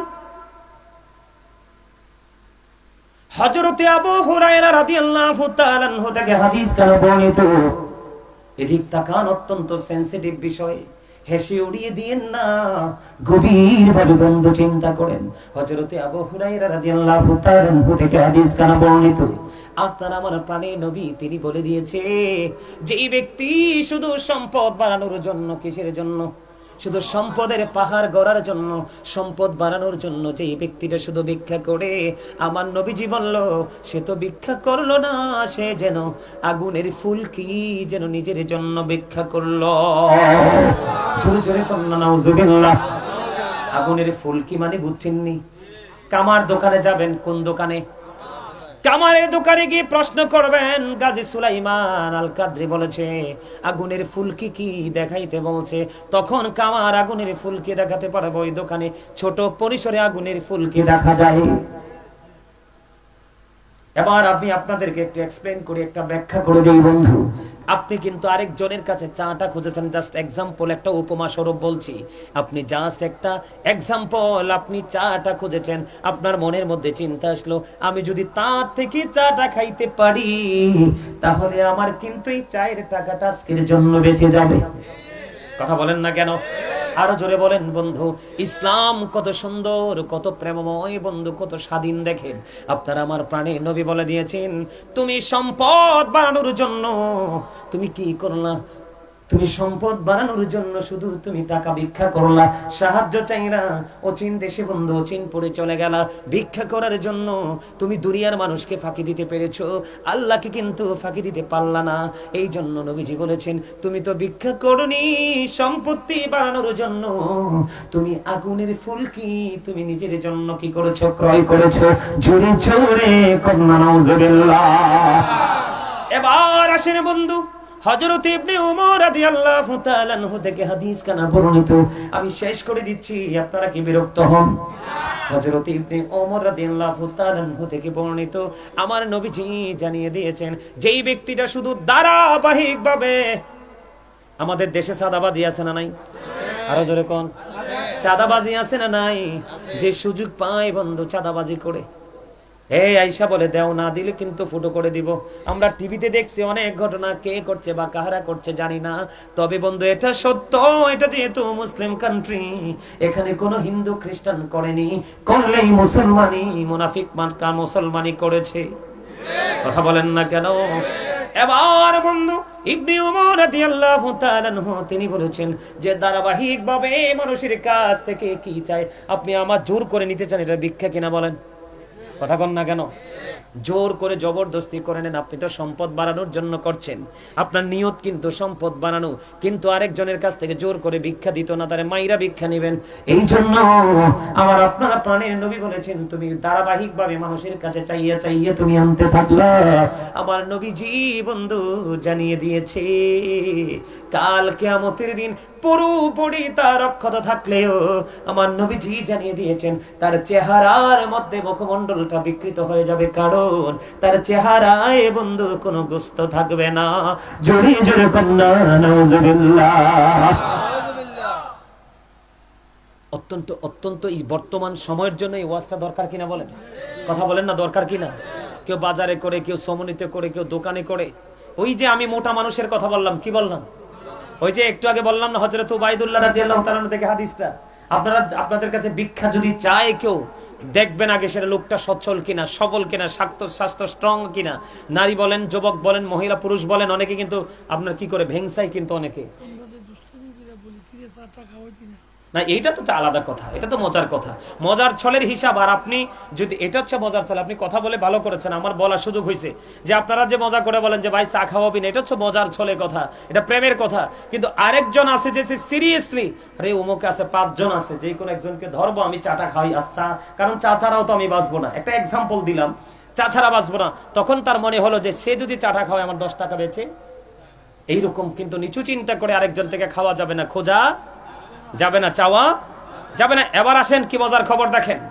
হযরতে সাওবান রাদিয়াল্লাহু তাআলা আনহু থেকে হাদিস খানা বর্ণিত, আমার নবী, আপনার নবী, দু জাহানের বাদশা নবী, রাহমাতাল লিল আলামিন নবী বলে দিয়েছেন, কেউ যদি আমাকে এই ওয়াদা দিতে পারো রে, কেউ যদি আমি নবীকে, মানে আমাদেরকে বলেছে, কাকে? আমরা যারা উম্মত, আমাদেরকে কেন্দ্র করে আমার নবীজি বলে দিয়েছেন, কেউ যদি আমি নবীকে এমন ওয়াদা দিতে পারো যে আজ থেকে কোনোদিন তোমরা কিছু কারো কাছে চাইবে না, কি করবে না, আজ থেকে তোমরা কোনোদিন কারো কাছে কিছু চাইবে না, এরকম প্রতিশ্রুতি যদি তোমরা আমি নবীকে দিতে পারো, আমি নবী তোমার জান্নাতের জামিনদার হয়ে যাব।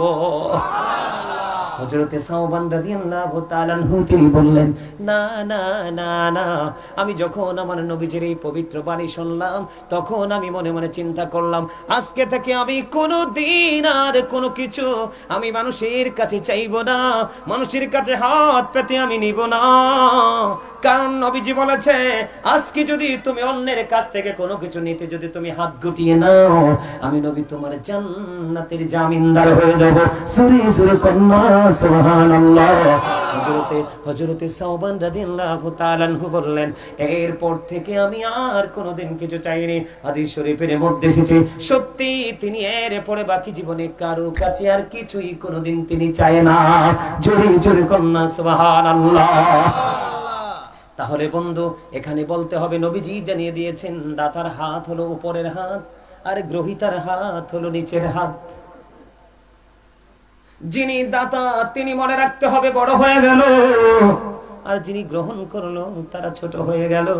এই জন্য বন্ধু, নিজেকে ছোট করুক এটা কেউ কিন্তু চায় না, কিন্তু এটা যদিও না করে কিন্তু তারা কৌশলে কি হয়ে যায়, ও বন্ধু, তারা মানুষের কাছে চেয়ে কিন্তু ছোট হয়ে যায়। আলোচনা গুছিয়ে দিচ্ছি বন্ধু। হযরতে কবিসা রাদিয়াল্লাহু তাআলা আনহু থেকে হাদিস খানা বর্ণিত, তিনি বললেন, আমি একদিন অনেক ঋণী হয়ে গেলাম। কি হয়ে গেলাম? আমি একদিন অনেক ঋণী হয়ে গেলাম।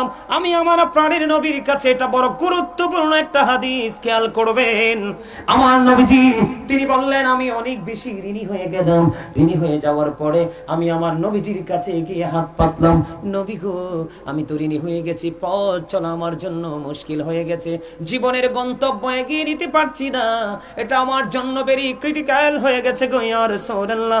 আমার নবীজি বললেন, তুমি অপেক্ষা করো আমার কাছে যাকাতের মাল আসা পর্যন্ত, কারণ আমার কাছে সাদকার মাল আসা পর্যন্ত তুমি অপেক্ষা করো। তিনি অপেক্ষা করতে লাগলেন। তখন ওই কবিসা রাদিয়াল্লাহু তাআলা আনহু বললেন, আমার প্রাণের নবী বললেন, 3 শ্রেণী ব্যতীত কেউ সাহায্য চাওয়া, কারো জন্য সাহায্য চাওয়া হালাল নয়, টোটালি হারাম। কয় শ্রেণী? কথা বলেন, কয় শ্রেণী? নবীজি বলে দিয়েছে, 3 শ্রেণীর মানুষ মানুষের কাছে সাহায্য চাইতে পারবে। 3 শ্রেণীর মানুষ মানুষের কাছে বন্ধু কি করতে পারবে? 3 শ্রেণীর মানুষ বন্ধু মানুষের কাছে সাহায্যের জন্য হাত বাড়াতে পারবে। বন্ধু, আমাদের দেশে কি প্রাকৃতিক দুর্যোগ আসে কি আসে না? আরো জোরে বলেন। এই যে আমার কাছে বন্ধু অত্যন্ত চমৎকার ভাবে আমি নিয়ে এসেছি, এই কারণেই নিয়ে এসেছি বন্ধু, আপনার আমার প্রাণের নবী তিনি বন্ধু বলে দিয়েছেন হযরতে কবিসা রাদিয়াল্লাহু তাআলা আনহুকে, তিন শ্রেণীর মানুষ ছাড়া আর কারো কাছে বন্ধু তোমরা চাইতে পারবে না। এর মধ্যে এক শ্রেণীর হলো বন্ধু যেই ব্যক্তি বিপদগ্রস্ত হয়েছে, বন্যা হয় না, কথা বলেন না কেন? এই যে এবার কি হয়ে গেল, বন্যা হয়েছে কিনা? বন্ধুরে আমার, বন্যা যখন হয়, বন্যার মধ্যে মানুষের ঘর বাড়ি কি হয়ে যায়? বন্যার সময় মানুষের ঘর বাড়ি বন্ধু সবকিছু ধ্বংস হয়ে যায়। তারা তাদের নিজের জায়গাটাকে বন্ধু কি করার জন্য, তারা তাদের নিজের জায়গায় যতক্ষণ পর্যন্ত ফিরে না আসে ততক্ষণ পর্যন্ত সাহায্য চাইতে পারবে এবং তাকে সাহায্য দেওয়াও যায়। জোরে জোরে কন্যা সুবহানাল্লাহ, আরো জোরে বলেন না সুবহানাল্লাহ, আর একটু মহব্বতে পড়ুন বন্ধু সুবহানাল্লাহ।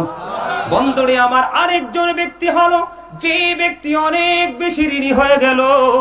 কি হয়ে গেল? অনেক বেশি ঋণী হয়ে গেল। আমরা সবাই জানি ওই ব্যক্তিটার ঋণ পরিশোধ না করা পর্যন্ত, মানুষের কাছে সাহায্য চাওয়া তার জন্য জায়েজ, হালাল, এবং আপনাদেরও দেওয়া আমাদের দেওয়া কি হালাল? জোরে জোরে কন্যা সুবহানাল্লাহ, আরো জোরে বলেন না সুবহানাল্লাহ। বন্ধুরি আমার, এর পরে হইল তৃতীয় নাম্বার হলো একটা ব্যক্তি হলো অভাবগ্রস্ত। কি? আরো জোরে। কিন্তু সে নিজে বললে চলবে না। যেমন আমি আপনাদের কাছে বললাম আমি অভাবী,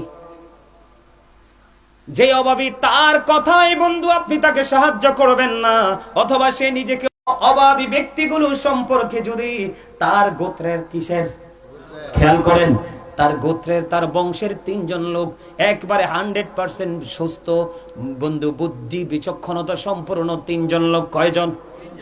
তিনজন লোক যখন আপনার কাছে সাক্ষী দেবে হ্যাঁ সে সত্যিকারের অভাবী, তাহলে বন্ধু সে সাহায্য নিতে পারবে।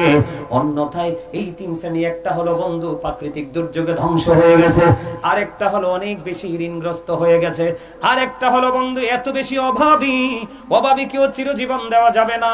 অভাবী তার অভাবটাকে নিরসন করতে যতটুকু সময় লাগবে, অভাব দূর হয়ে গেলে আবার সে কারো কাছে কি করতে পারবে না, সাহায্য চাইতে পারবে না। এই তিন শ্রেণীর মানুষ ছাড়া বন্ধু কারো কাছে ভিক্ষা চাওয়া, সাহায্য চাওয়া টোটালি হারাম, হারাম, হারাম। তাহলে আজকে আমি আপনাদেরকে বলি, নিজের ক্ষেতের কুমড়া রেখে আরেকজনের কুমড়া নিবেননি, নিজেরটা বাজারে বেচার জন্য, কথা কয় না কেন? আপনার ক্ষেতের ডাটা শাক রেখে আরেকজনের ক্ষেতের ডাটা শাক তুলে আনবেননি, কথা বলেন না কেন? আপনার ক্ষেতের মরিচ রেখে আরেকজনের ক্ষেতের মরিচ নেবেননি, আপনার ক্ষেতের শশা রেখে আরেকজনের ক্ষেতের শশা নিবেন, একজনের ক্ষেতের টমেটো রেখে আরেকজনের ক্ষেতের টমেটো নিবেন, নিজের ক্ষেতের নিজের গয়ের গোলার দান জমা রেখে আরেকজনের কাছ থেকে আনবেন, নিজের পকেটে টাকা রেখে আরেকজনের কাছে ভিক্ষুক সেজে যাবেননি। আশা করি আমরা এতটা বোকা না, বাকি পুরোটাই বুঝে নিয়েছেন বন্ধু। শুধু এই কথাটা মনে রাখবেন, যিনি দেয় তিনি বড়, আর যিনি গ্রহণ করে তিনি ছোট। আমরা কেউ ছোট হতে চাই না।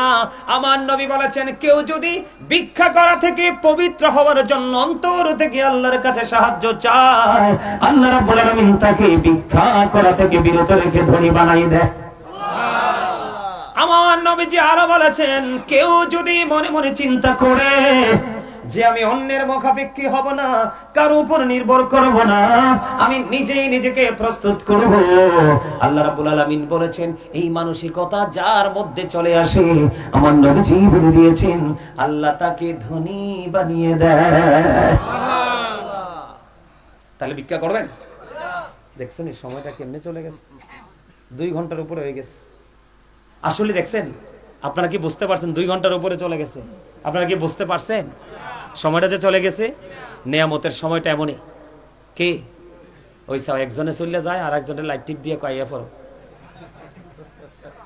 ফোন গোটে না রে। আসলে আপনারা বলেন তো, আপনাদের কাছে কি বিরক্ত লাগছে নাকি ভালো লাগছে? শেষের ওয়াজটা আমার কাছে বেশি ভালো লাগছে, কারণ আমাদের মধ্যে এটা গড়ে গড়ে বাড়ি বাড়ি পাড়ায় পাড়ায় সমনি নিজেরটা রেখে অন্যেরটা, নিজেরটা আমারটা থাক, তারটা শেষ হোক, এই মানসিকতা থেকে আমাদেরকে বের হয়ে আসতে হবে, ঠিক কিনা বলেন? আমার ছেলেরা বড় হোক, তোরটা গরিব থাক। ওই দিন দেখলাম টিভিতে খবরে দেখছি, যেহেতু আলোচনার প্রসঙ্গটা আসছে, ভাই আমি শেষ করে দিচ্ছি, তোমরা যাইও না, শেষ ভালো যায়, শেষ ভালো যায়। মনে রাখো কবর আছে, কিন্তু কবর কি আছে? বিজ্ঞান পৃথিবীর সব জায়গায়, সৃষ্টির সব জায়গায় যেতে পেরেছে, চাঁদের দেশ পর্যন্ত ঘুরে আসছে, ঠিক কিনা? কিন্তু আপনার ঘরের সাথে মাত্র 3.5 হাত মাটির ঘর, ওখানে যেতে পারে? তাহলে বোঝা যায় এটা রহস্য ঘেরা একটা ঘর। এই ঘরে তোমাকে একা থাকতে হবে। আর এই ঘরের সঙ্গী যদি তুমি আপন করে পেতে চাও রাসূলকে, আল্লাহকে, তাহলে তোমাকে এই জায়গাগুলো কি দুনিয়ার কাজের ফাঁকাফাঁকি ভালো ভালো। বিশেষ করে যুবক ভাইদেরকে বলছি, তোমরা একটু সচেতন হতে হবে। কি করতে হবে? এখন আপনারা শোনেন কিনা জানি না, যেটা বলতে চাইছিলাম, ওই যে ভিক্ষার কথা বলাতে, এক স্কুলের কি বলে না, স্কুলে মহিলা যে কাজ করে, আয়া, স্কুলের আয়ার ছেলে ঢাকা বিশ্ববিদ্যালয়ে চান্স পেয়েছে। কি পেয়েছে? ঢাকা বিশ্ববিদ্যালয়ে চান্স পেয়েছে। কিন্তু ওই স্কুলের প্রধান শিক্ষকের ছেলে পরীক্ষা দিয়েছে, টিকে নাই, নিজের ছেলে টিকে নাই, এই জন্য আয়াকে বেতন আটকে দিয়েছে। নাউজুবিল্লাহ বলেন না, আরো জোরে বলেন না নাউজুবিল্লাহ। এটা কি মুসলমানের চরিত্র?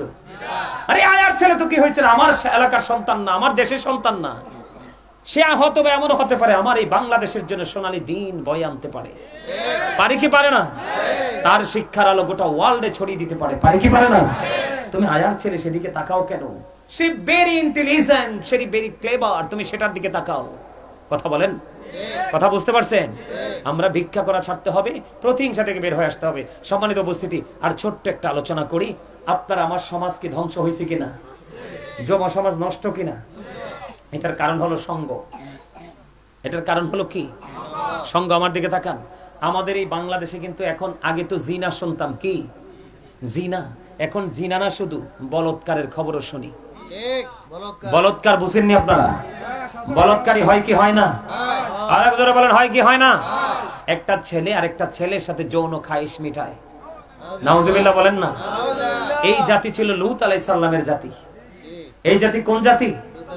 লূত আলাইহিস সালামের জাতি। লূত আলাইহিস সালাম অনেক ইশারা দিয়েছে, ধ্বংস হয়েছে।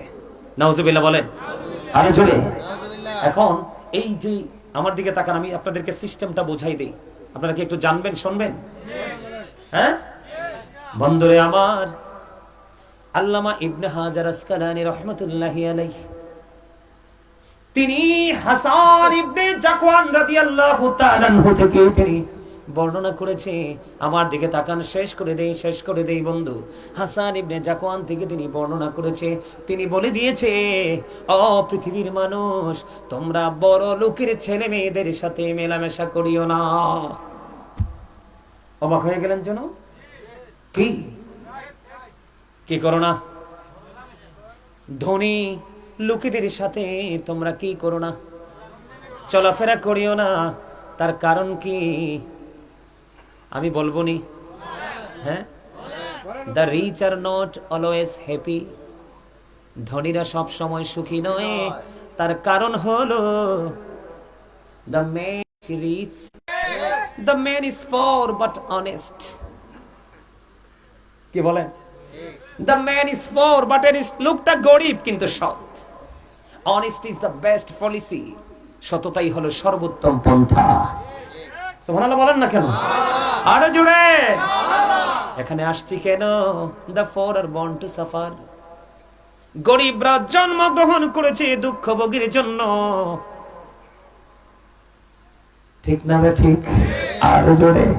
বন্ধুরে আমার, এই জন্য বলেছি, ইবনে হাজার আসকালানী রাহমাতুল্লাহি আলাইহি তিনি বলে দিয়েছেন, বন্ধু তোমরা হাসান ইবনে জাকওয়ান থেকে বন্ধু বর্ণনা করেছেন, তোমরা ধনীদের সন্তানের সাথে মেলামেশা করিও না, ওঠা বসা করিও না। আমার দিকে তাকান, একটা অবিবাহিত, একটা যুবতী মেয়ে, একটা অবিবাহিত নারী যেমন বন্ধু সমাজের মধ্যে অনেক সময় ফিতনা ছড়ায় কি ছড়ায় না, তার চাইতে ভয়ঙ্কর ফিতনা হলো ধনী লোকের ছেলে মেয়েরা, কারণ তারা জাতকুল কলঙ্কের ভয় রাখে না। এই জন্য তোমার সন্তান ওই লোকের সাথে মিশলে নষ্ট হয়ে যাবে। এই জন্য বলেছে, তোমরা তোমাদের সন্তানদেরকে বড় লোকের সন্তানের সাথে মিশতে দিও না, কারণ তারা চরিত্রহীন হয়ে যাবে। হযরতে সুফিয়ান শাওরি রাদিয়াল্লাহু তাআলা আনহু তিনি বললেন, আমার দিকে তাকান। তিনি বললেন, আমি গোসলখানায় ঢুকছি। এই আমার দিকে তাকান। জিনা, ব্যভিচার, বলাৎকার থেকে বাঁচতে হলে এগুলো শুনতে হবে। আপনি সুন্নিয়ত করে লাভ হবে কি এই ক্লাসগুলো যদি আপনার জানা না থাকে? হযরতে সুফিয়ান শাওরি রাদিয়াল্লাহু তাআলা আনহু তিনি বললেন, আমি গোসলখানায় ঢুকলাম। খেয়াল করেন, আমি যখন গোসলখানায় ঢুকলাম, একবারে টাটকা কিউট একটা কিশোর আমার গোসলখানায় ঢুকে বলল। আমি ডেকে ডেকে বললাম, ওই কিশোরটাকে, বাচ্চাটাকে আমার কাছ থেকে নিয়ে নাও, কারণ তার সাথে 10টা শয়তান আছে। এই কথা বোঝেন নাই? এদিকে তাকান। অপরিচিত দুইজন যখন থাকবে এক জায়গায়, এখানে মাঝখানে থাকবে শয়তান। শয়তানের কাজ কি? নোংরামি না? আরো জোরে বলেন। যেই ছেলেটা, যেই পুরুষটা মাদ্রাসার মধ্যে বাচ্চাদের সাথে বলাৎকার করে কি করে না? টিভিতে দেখেন নাই আপনারা? নাকি মিছা কথা কইছি? টিভিতে দেখেন নাই? তো যে বলাৎকার করে তার কিন্তু তখন ঈমান থাকে না। এটা নবীজির কথা। কি? যে চুরি করে তার কিন্তু ঈমান থাকে না। থাকে? কয়দিন আগে দেখছেন না, এক হুজুর মসজিদে হিল্লা বিয়ার নাম করে কি কেলেঙ্কারি তৈরি করছে? কথা বলেন না কেন? আছে না নাই? এগুলো কখনোই হতো না যদি নবীজির এই শিক্ষা তার মধ্যে থাকতো। আপনারা বলেন তো, আহলুস সুন্নাত ওয়াল জামাতের আলেম ওলামার মাদ্রাসার অভাব আছে? একটা মাদ্রাসায় এই যাবৎকালে আপনাদের বুড়া হয়েছেন যারা, জোয়ান হয়েছেন যারা, একটা সুন্নি মাদ্রাসাতে এরকম কলঙ্কজনক অধ্যায় হয়েছে? কারণ তারা সত্যিকারের নবী প্রেমিক। তারা সব ছাড়তে রাজি, নবী ছাড়তে রাজি না। তার কারণ নবীর মাঝেই আছে আমার আল্লাহ।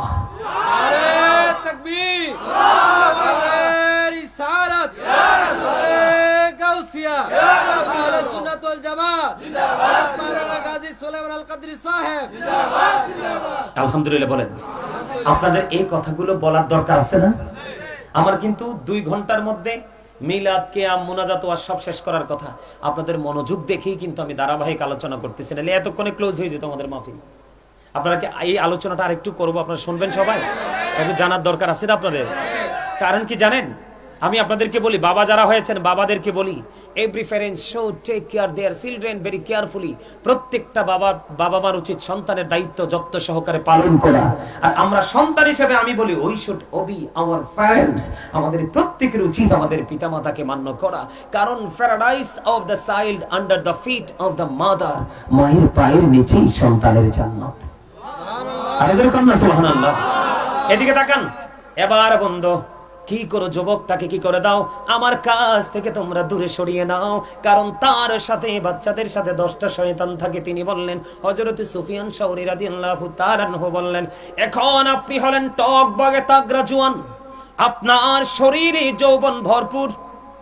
এই ক্ষেত্রে যদি আপনার খুব কাছাকাছি কোনো ফুটফুটে সুন্দর কিউট কোনো বাচ্চা ছেলে আসে, কিশোর বয়সের ছেলে আসে, আপনি তার সাথে সঙ্গ দিতে পারবেন না। আপনারা যারা বাবা হয়েছেন, আপনার সন্তানকেও তার সাথে দিবেন না, কারণ যখন একসাথে থাকবে শয়তান কুমন্ত্রণা দিতে পারে। এই জন্য আবু সাঈদ খুদরি রাদিয়াল্লাহু তাআলা আনহু থেকে হাদিস খানা বর্ণিত, আপনার আমার প্রাণের নবী তিনি বলে দিয়েছে, বলৎকার থেকে বাঁচতে হলে হাদিস তোমাকে মুখস্থ করতে হবে। এই হাদিস তোমার মনের মধ্যে চিরদিনের জন্য জমা করে রাখতে হবে। হযরতে আবু সাঈদ খুদরি রাদিয়াল্লাহু তাআলা আনহু থেকে হাদিস বর্ণিত, আমার নবী বলেছেন, আমার উম্মতেরা, তোমরা যদি বলাৎকার থেকে, জিনা থেকে, ব্যভিচার থেকে যদি তোমরা নিজেদেরকে কন্ট্রোল করতে চাও, তাহলে তোমাদেরকে একটা কাজ করতে হবে। নবী গো, কি কাজ করব? আমার নবী বলেছেন, একটা যুবক, এখানে অনেক যুবক আছে না? 20 বছর, 25 বছর, 30 বছরের আছে না নাই? আমার নবীজি বলেছেন, একজন যুবক জীবনে কোনোদিন আরেকটা যুবকের লজ্জাস্থানের দিকে তাকাইও না। সুবহানাল্লাহ বলবেন না? দেখেন নবীজি আমাদেরকে কিভাবে বাঁচানোর জন্য টেকনিক গুলো দিয়েছেন। একটা যুবকের লজ্জাস্থানের দিকে কোনোদিন তাকাইও না। একটা যুবতী আর একটা যুবতীর লজ্জাস্থানের দিকে কখনো তাকাইও না। সবচেয়ে বড় গুরুত্বপূর্ণ, সবচেয়ে বড় মজার জায়গা, সবচেয়ে বড় গুরুত্বপূর্ণ মজার বিষয় হলো, আপনার আমার প্রাণের নবী তিনি জানিয়ে দিয়েছেন, একজন যুবতী মেয়েকে আর একটা যুবতী মেয়ে, 2জন যুবতী মেয়েকে একটা কাঁথার নিচে তোমরা ঘুম পাড়াইও না। একটা যুবতী উপযুক্ত বীর উপযুক্ত প্রাপ্ত বয়স্ক যৌবনে পা দিয়েছে, একটা যুবতী আর একটা যুবতীর সাথে একই কাঁথার নিচে তোমরা ঘুমাইও না। আমার নবীজি বলেছেন একটা যুবক আর একটা যুবকের সাথে একই কাঁথার নিচে ঘুমাইও না। যদি তোমরা এই করতে পারো, না না না না এই আমি শেষ করে দিতেছি। এতক্ষণে মুরব্বীর একটা কথা কইছে না, সারা রাইতের কিলে মরছে না ব্যান্ডাইতের কিলে নি মরবো। আমি 1 ঘন্টা থাকবো না, আমি 10-20 মিনিটের ভিতরে। আপনি বসেন, ভালো লাগতেছে, বসেন, যাইতে দিতে না। আর জোর করে গেলে যান, জোর করে। আরে চিনি তুমি, আমার লোক আরেক প্রোগ্রামে দেওয়া হয়েছে, মজার লোক। আপনি বসেন, ছুটি নেই, কারণ আপনাদের মতো মানুষদের আমাদের এই প্রোগ্রামগুলোতে অ্যাটেন্ড করা দরকার। আরে আপনাদেরকে দেখে শিখবে আপনার ইউনিয়ন, যে আমাদের চেয়ারম্যান যদি 1 ঘন্টা বসে থাকতে পারে, তাহলে আমি কে? কথা বলেন না কেন? এখন আমাদের সমাজ এমন নষ্ট একটা জায়গায় গেছে, আমাদের নেতারা আসে আইসা 5 মিনিট বক্তব্য দিয়ে চলে যায়। শোনাও কথা কি বুঝতে পারছেন? ঢাকা গেছে রূপগঞ্জে, শোনেন গল্প, শোনেন। ইয়াং নেতা এত পছন্দ হয়েছে আমার, হুজুর আমার জীবনে কোনদিন আমার চুল দাড়ি পাইকা গেছে, আমার জীবনে দেখছস তো কোনদিন আমি হুজুর কোন হুজুরের ওয়াজ এভাবে মন দিয়ে শুনি নাই। প্রায় 2 থেকে 2.5 ঘন্টা ওয়াজ করছি। এরপরেও হুজুর মনে হয় আর জীবনে পাবো কিনা জানি না আপনাকে। আমাকে সাথে বৈশা মুনাজাত দিয়ে একসাথে প্রটোকল দিয়ে আমাকে বিদায় দিয়ে তারপরে গেছে। এই চেয়ারম্যানের সাথে মনে হয় 50 জনের উপরে ছিল লোক। কতজন? সবগুলো লোক আলোচনা শুনছে। হুজুর এত মজা পাইছি আপনার আলোচনায়, এই কথাগুলো তো কেউ বলে না, এখনকার হুজুররা তো এগুলো বলে না। বিশ্বাস করেন, আমি চাইলে কমন কোনো বিষয় নিয়ে আলোচনা করতে পারতাম কি পারতাম না? কিন্তু আমি করি নাই। কেন করি নাই? আমার সিদ্ধান্ত হলো অবস্থার উপর ভিত্তি করে আমি আমার মাইন্ডকে চেঞ্জ করব। আপনাদের অবস্থা দেখে আমি মাইন্ডটাকে চেঞ্জ করেছি। সম্মানিত উপস্থিতি, বড় লোকের সন্তানদের সাথে মিশতে দেওয়া যাবে না। তবে সব বড় লোক খারাপ, সব বড় লোক খারাপ। এই সমাজ যেমন বড় লোকে নষ্ট করছে, এমন বড় লোক দ্বারা উন্নতি হয়েছে। নেগেটিভ পজিটিভ বেছে নিতে হবে, জায়গা বুঝে বুঝে, মানুষ বুঝে বুঝে সম্পর্ক গড়তে হবে। কথা ঠিক আছে না? নাই আছে? আপনার কাছাকাছি ইয়াং ছেলেদের সাথে কখনোই কোনো যুবক ছেলে বা মেয়েকে আসতে গেছতে দিবেন না। 2টা ছেলেকে এক কাঁথার নিচে ঘুমাইতে দিবেন, একজন আরেকজনের লজ্জাস্থানের দিকে তাকাবেন না। তাহলে আমরা আখির নবীর উম্মত হিসাবে এই জিনা, বলৎকার, ব্যভিচার থেকে আমরা বেঁচে যাব। সম্মানিত উপস্থিতি, আমার আলোচনা এখানেই শেষ। আমি আর আলোচনা করছি না। সর্বশেষে ঠিক 5টা মিনিট, কয়টা মিনিট? 5 মিনিট। এখানে একটা কাগজ দিছে। আমি কিন্তু মিনহাজুল আবিদিন সুফুবিকে, আমার ছোট ভাই, ওকে কিন্তু আমি বারণ করেছি। এই জন্য আমি ভাবছি যে আলোচনা শেষ করব। শেষ পর্যন্ত যদি মানুষ থাকে, আমি যদি মনে করি যে এখানে এই কথাটা বলা প্রয়োজন, তখন আমি বলবো, না হয় বলবো না। সম্মানিত উপস্থিতি, আমার আলোচনা শেষ। আমার আলোচনা যদি কষ্ট পেয়ে থাকেন, আল্লাহর হস্তে ক্ষমা করে দিবেন। যদি ভালো লেগে থাকে, এগুলোর উপর ভিত্তি করে জীবনকে পরিচালনা করার চেষ্টা করবেন। আল্লাহ আমাদের সবাইকে কবুল করেন, সকলে বলুন আমিন। এটা প্রথম সুন্নি মহাসম্মেলন। এই সম্মেলনটা প্রতি বছর হোক, এটাকে আপনারা সবাই চান? সবাই চান? সবাই চাইলে আপনারা আজকে যেমন উপস্থিত হয়েছেন, তেমনি কিন্তু আপনাদেরকে যার যা আছে